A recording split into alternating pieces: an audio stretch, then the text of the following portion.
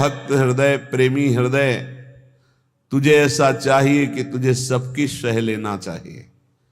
किसी को उत्तर मत दो। कोई तुम्हें गाली दे रहा है, निंदा कर रहा है, अपमान कर रहा है, चुपचाप सह जाओ। क्यों? घट घट में मेरा प्रभु रमा हुआ है, वही मुझे पुष्ट करने के लिए ये अपमान, ये निरादर, ये निंदा आदि की लीलाएं कर रहा है। शांत भाव से सह जाओ, आप महान बन जाओगे। महान वही हुआ जो सह गया, जो सह नहीं गया वही टूट गया, वही विषयी हो जाता है। जी तो ही ऐसी चाहिए, सब ही की सहिले, घट घट में प्रभु रमि रहो, उत्तर का को दे। कितना सहूं,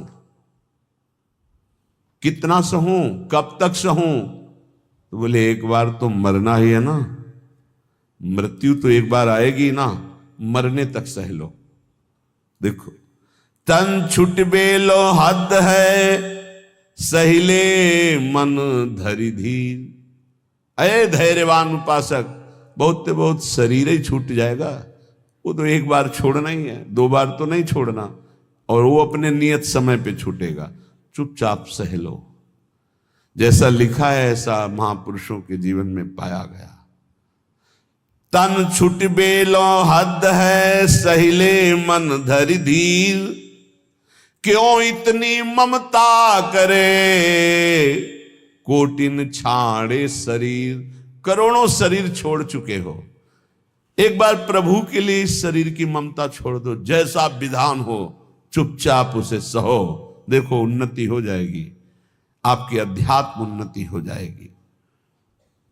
क्यों काहू को बावरो, अपनो दुख बताए।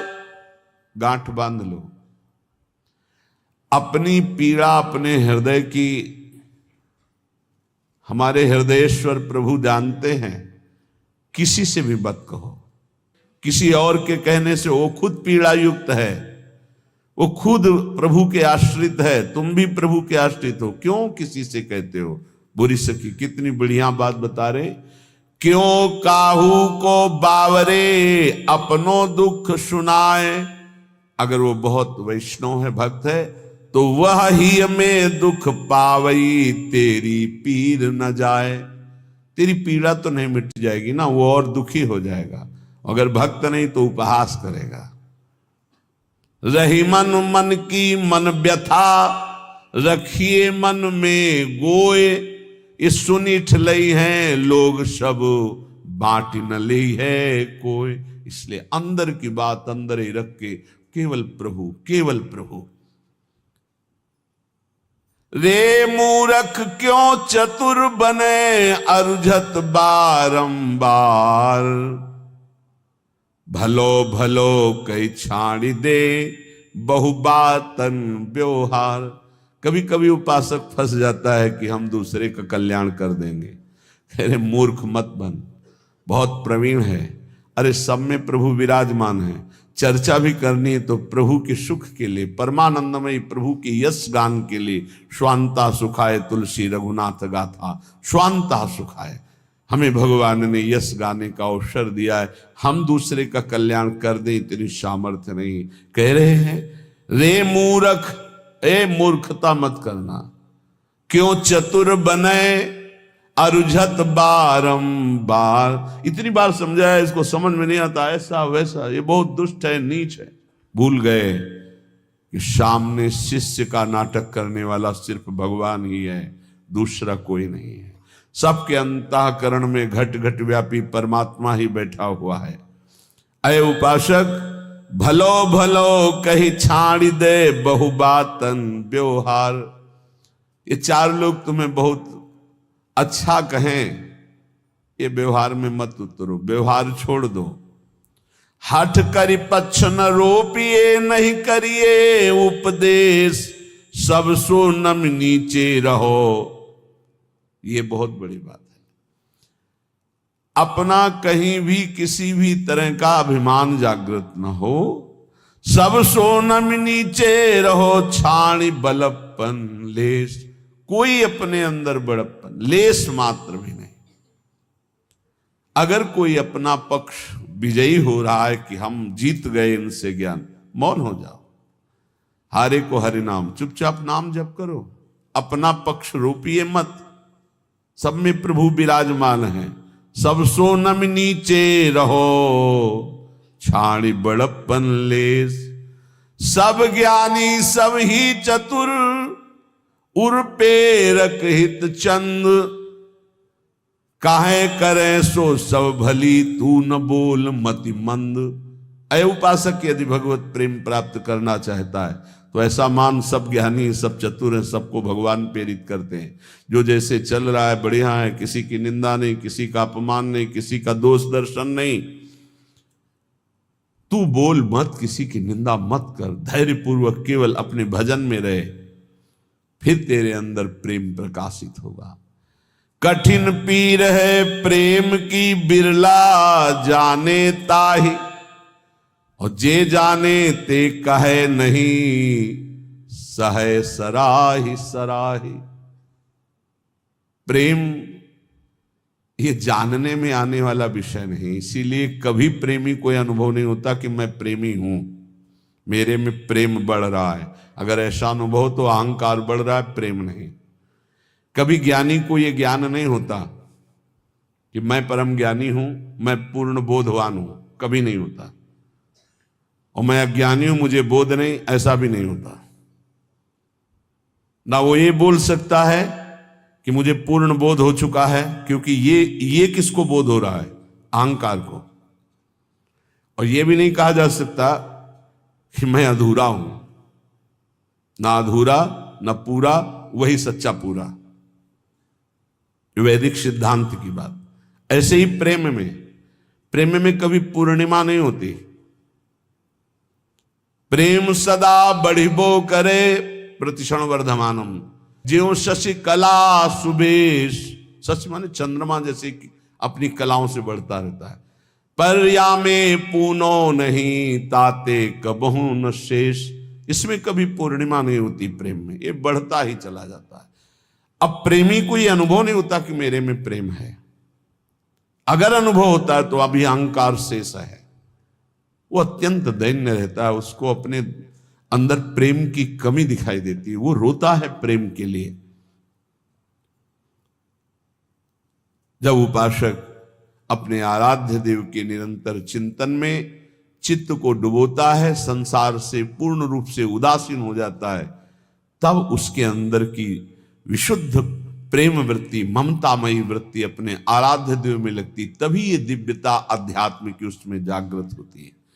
श्रीपाद प्रबोधानंद जी महाराज कह रहे हैं, बहुत बढ़िया श्रीधाम वृंदावन की महिमा का ऐसा रसास्वादन करा रहे हैं कि जीव का परम कल्याण हो जाए। दविष्ठे यस्तिष्ठे दति कृति निष्ठा कुविषये, सकृत वृंदाट व्यास तृणकमपि वंदेत सुकृति। सतत प्राणस्योच्छृंखल निखिल शक्ति करुणया, ध्रुवम देह शांति हरिपदमलभ्यंच लभते। ध्रुवम सत्य, देह शांति, शरीर पूरा होने के बाद हरिपद मलभ्यंच लभते। अलभ्य लाभ हरिपद परम पद की उसे प्राप्ति होती शरीर छूटने के बाद। किसको? बोले दविष्ठे यस्तिष्ठे दति कुकृति निष्ठा कुविषय। कुकृति निष्ठा, गंदे आचरण करने वाला निष्ठापूर्वक, मतलब महापापी। कुविषय, गंदी बातों में, गंदे विषयों में जिसकी निष्ठापूर्वक पाप रति है, वो तो वृंदावनवासी होगा। बोले नहीं, दविष्ठे यस्तिष्ठे, दविष्ठ दूर देश में रहने वाला, घोर पापाचरण करने वाला। कुकृति निष्ठा, निष्ठापूर्वक कुकृति, गंदा आचरण करने वाला। जैसे इस समय आराधना, इस समय आराधना, उसका जीवन ही ऐसा है। गंदे आचरणों का निष्ठापूर्वक आचरण करना, मतलब महापापी। दूर देश में रहता है, महापापाचरण करता है, पर संयोगवशात सुकृति जनों के संग में वो एक बार वृंदावन आ गया। संयोगवशात उसकी दोस्ती किसी ऐसे से हो गई, चलो यार एक बार वृंदावन चलो। नहीं, हमें कोई मत, हमारे साथ चलो, पैसा हम लगाएंगे, आपको खवाएंगे पियाएंगे, घुमा के ले आएंगे, यार चलो ना। अब वो चल पड़ा। सुकृति, किसी पुण्यवान के प्रभाव से वो वृंदावन आ गया। उसकी कोई रुचि नहीं, कोई श्रद्धा नहीं, कोई निष्ठा नहीं। सकृत, एक बार वृंदाटव्यास्त्रणकमपि वंदेत सुकृति। अब उसने चलो बिहारी जी के दर्शन कर आवे, अब उसके साथ गया। जैसे यहां कई ऐसे दर्शन में आते हैं सुबह कि वो स्वयं नहीं आए, उनकी कोई श्रद्धा नहीं, उनको लाया गया है। जैसे किसी श्रद्धालु गृहस्थ की गाड़ी का वो ड्राइवर है, या कोई ऐसे घर का कोई सदस्य है, सब चल रहे हैं तू भी चल, तो उसकी चेष्टा दिखाई देती है कि ये श्रद्धा से नहीं आया, इसे जबरदस्ती लाया गया है।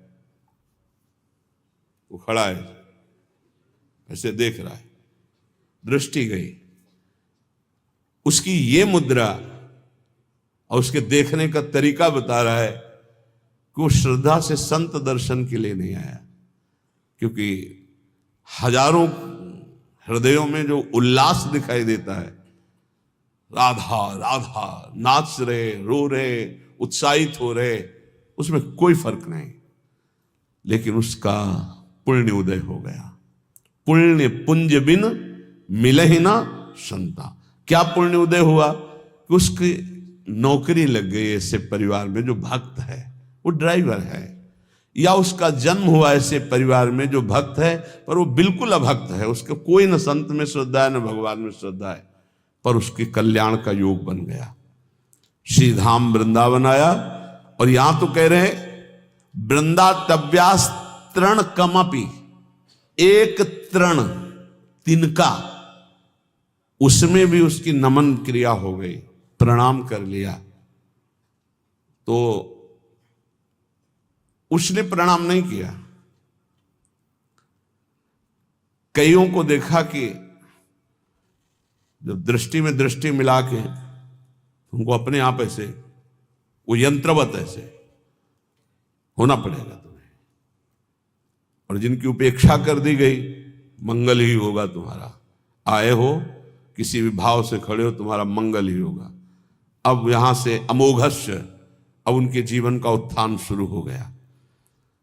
एक तृण की वंदना कर दे, एक तृण की वंदना, वृंदावन के एक तिनके को प्रणाम कर ले।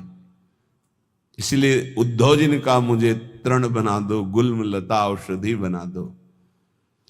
सकृत वृंदाटव्यास तृणकमपि वंदेत सुकृति। एक बार वृंदावन आ गया, एक बार ऐसे ही प्रणाम कर लिया किसी लता को, संत को। बिहारी जी के दर्शन कर ऐसे ही कर लिया, ऐसे। वो बड़े कृपालु है, कृपा समुद्र है। तुम खड़े तो हो ना, इतना ही काफी है। तुम क्या देखने के लिए खड़े हो ये हम नहीं देख रहे हैं, तुम खड़े हो, आकर खड़े हो, दरबार में आ गए श्री जी के, और किसी भी भाव से आए तो तुम्हारे भाव का प्रभाव नहीं। यहां सत्तारणीकृत स्वभाव उनके स्वभाव का, तुम्हारे भाव का नहीं। वृंदावन ही प्रभाव सुन अपनो ही गुण देत, अपना प्रभाव करेगा वृंदावन। ये अगर श्लोक सुनने को मिल जाए तो हमारी प्रार्थना है, जहां जहां तक कान में शब्द जाए। यहां जो बैठे हैं उनके तो भाग्य की क्या सराहना, लेकिन जिन्होंने कभी वृंदावन दर्शन नहीं किया, एक बार जरूर आ जाना, एक बार जरूर दर्शन कर जाना प्रभु के। इस धाम में एक बार जरूर घूम जाना, यहाँ की हवा लग जाए तो तुम्हारी संसार की हवा जितनी है वो तुम्हारी दुर्गति नहीं कर पाएगी। ये श्लोक मतलब अहोभाग्य जो महापुरुषों ने धाम की ऐसी महिमा को देखा और वर्णन किया। कह रहे दविष्ठे बाहर दूर देश में रहता है, यस्तिष्ठे दति कुकृत निष्ठा कुविषये, गंदे आचरणों की निष्ठा पूर्वक पापाचरण करता है। और सकृत एक बार किसी सुकृति जन के संग वृंदावन आ गया और वंदे तृणकमपि, एक तृण की, लता की, बिहारी जू की, संत की, ब्रज किसी की भी वंदना कर दी, प्रणाम कर दिया, तो बोले सतत्प्राणस्योच्छृंखल निखिल सकते करुणया ध्रुवम देहस्यांते हरिपदमलभ्यंच लभते। जिनका वृंदावन है वो बहुत करुणामयी है और अखिल शक्ति संपन्न भगवान उनके चरणों में झुके हुए हैं। हमारी लाडली जू बोले वो अपनी कृपा करती हैं इस धाम में आने वाले के ऊपर। तो तत्प्राणस्योच्छृंखल, जिस समय उसके प्राण निकलेंगे तो ध्रुवम, ध्रुव माने परम सत्य, देहस्यांते, देह छूटने के बाद हरिपद मलभ्यंच लभते, वो हरिपद को प्राप्त हो जाएगा, फिर आप वृंदावन वासी हो। तभी हम कई बार कहा है कि अगर 100-200 बार मोक्ष मुक्ति होती तो आराम से हो जाती, अपने पास इतनी रकम है नहीं। राधाना एक हरिपद कमल अभ्यंच लभते, अलभ्य लाभ, उसे हरिपद की प्राप्ति हो जाएगी। घोर पापी यदि एक बार वृंदावन आ जाए, और हमें इस बात पर विश्वास करना चाहिए कि भगवान का नाम, भगवान के रूप, भगवान की लीला, भगवान का धाम, ये बड़े महिमामय है। अजामिल जीवन भर पाप किया, अपने बेटे के बहाने उच्चारण किया नारायण, तो परम पद मिल गया ना। ये तो धाम है, यहाँ की रज एक बार लग गई, एक बार प्रणाम कर लिया फिर वो चला गया। तो निष्ठा पूर्वक पाप करने वाला जब शरीर छोड़ेगा तो सतत्प्राणस्योच्छृंखल निखिल सकते, निखिल शक्तियों के स्वामी भगवान श्री हरि, जिनके अधीन जाके अधीन सदा सांवरो, वो करुणया, वो करुणा की मूर्ति लाडली जू कि एक बार वृंदा सखी ने देखा कि धाम की सीमा में प्रवेश हुआ, मेरी लाडली जू का एक कृपा पात्र हो गया। तो अब वो कहीं भी जाके जब शरीर छूटेगा तत्प्राणस्योच्छृंखल, तो करुणया, श्री जी की करुणा से उसका शरीर जब अंत में होगा तो हरिपद मलभ्यंच लभते, अलभ्य लाभ, उसे भगवत प्राप्ति हो जाएगी। कई बार कहा है आप लोगों से कि निश्चिंत रहो, आपका पास बन गया है, आपका पास बन चुका है। क्यों? बोले हमारे माई श्यामा जी को राजी, हमारा पास है, हम वृंदावन, प्राण वृंदावन सर। एक बार प्रणाम की बात कही, हमारा तो जीवन वृंदावन है। कुबेराणाम कोटिर हसति धन संपत्ति भी रहो। वृंदावन जब कृपा करके संपत्ति देता है तो कुबेर का उपहास करने वाली संपत्ति होती है वृंदावन वासी के पास। कुबेर के पास पांच भौतिक माइक संपत्ति है, लेकिन वृंदावन वासी को प्रिया प्रीतम की प्राप्ति होती, दंपति संपत्ति पाइए। बोले कुबेराणाम कोटिर हसति धन संपत्ति भी रहो। कुबेर एक नहीं, करोड़ करोड़ कुबेर ऐसे भी उपहास के योग्य हो जाते जो वृंदावन वासी को संपत्ति मिलती है।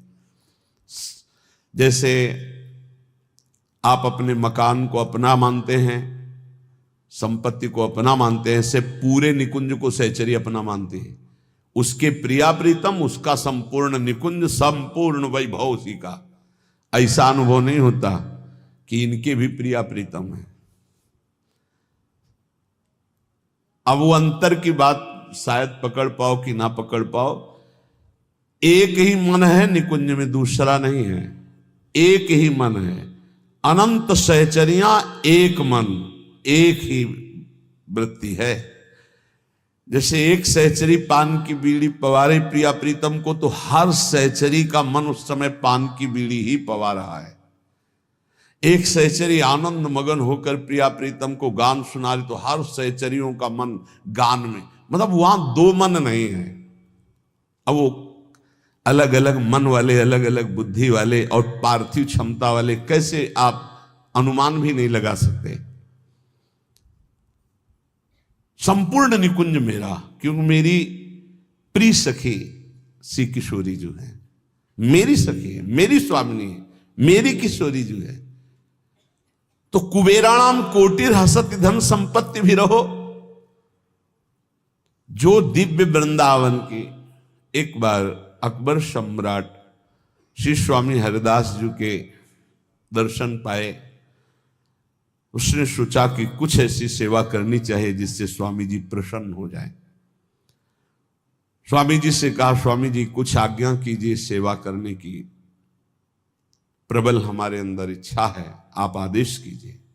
वह नहीं, तुम्हारी सेवा की कोई आवश्यकता नहीं। स्वामी जी प्रार्थना है, कोई सेवा तो बता दी। तुमका तुम सेवा करने लायक ही नहीं हो। तो उसने कहा, ऐसा क्यों? बोले, तुम्हारे पास संपत्ति ही नहीं कि सेवा कर सको। तो तानसेन की तरफ देखा कि बता दो कि सम्राट हैं, बादशाह हूं। स्वामी जी का मुझे पता है, लेकिन तुम्हारे पास संपत्ति नहीं है। उनका आप आदेश तक कीजिए। तो उनका लिवा जाओ, इनको केसी घाट की एक सीढ़ी टूटी हुई है, उसको बनवा दो। एक सीढ़ी? बोले, जाओ तो तुम। जब वहां गए तो दिव्य रत्नों से जटित यमुना की वो सीढ़ी लौट के आए, चरणों में गिरे, बोले नहीं है, हमारे खजाने में रत्न ही नहीं है जिस रत्न की दिव्य वृंदावन की झांकी करा दी। इसीलिए जो भक्त नामावली गान करते हैं तो भगवत रसिक जी ने इसीलिए उसको कि उसको सौभाग्य मिल गया स्वामी जी की कृपा से, स्वामी श्री हरिदास जी का दर्शन और उनकी कृपा से दिव्य वृंदावन की झांकी, क्योंकि ललिता जी के साक्षात स्वरूप हैं। कांप गया और लौट के आया कि स्वामी जी परम सत्य बात है, मैं सीढ़ी का कोना भी नहीं बना सकता, क्योंकि जिन रत्नों से सीढ़ी बनी हुई है वो रत्न ही नहीं हमारे पास। तो क्या कह रहे, कुबेराणाम कोटिर हसति धन संपत्ति भी रहो। जो वृंदावन वासी श्यामा श्याम के उपासी को वैभव मिलता है, करोड़ों कुबेरों का उपहास करने वाला वैभव होता है, अर्थात करोड़ों कुबेर भी उसकी समानता नहीं कर सकते। तिरस्कुर्याद्वर्या नपि सुरगुरुन बुद्धि विभवई। जो वृंदावन उपासी है उसको ऐसी बुद्धि प्राप्त होती कि बृहस्पति जी का उपहास हो जाए। बृहस्पति जी की भी क्षमता नहीं। जो वृंदावन वासी की बुद्धि में प्रवीणता आती, क्या प्रवीणता आती? बृहस्पति जी देवगुरु हैं, लेकिन वो वहां से ये नहीं देख सकते कि प्रिया प्रीतम के मन में क्या चल रहा है। और वृंदावन वासी राधा उपासी मन मन की रुचि जानी नेह विधि अनुसरे। प्रिया प्रीतम के मन में क्या चल रहा है ये जानकर प्रिया प्रीतम की प्रेम पूर्वक सेवा करते हैं। मन मन की रुचि जानी, प्रिया प्रीतम के मन की रुचि जानकर। ये बृहस्पति जी में सामर्थ्य नहीं।